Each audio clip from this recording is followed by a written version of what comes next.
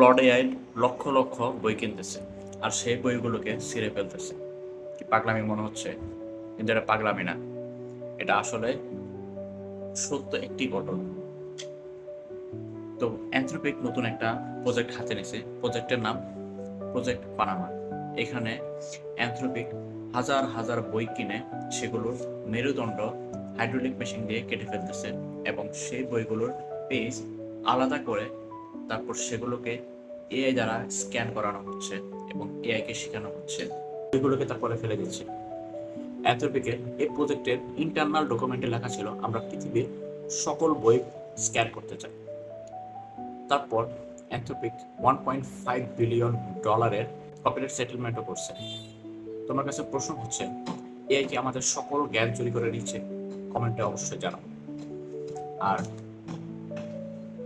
এই কিউট বিড়ালের জন্য একটি লাইক এবং একটি সাবস্ক্রাইব।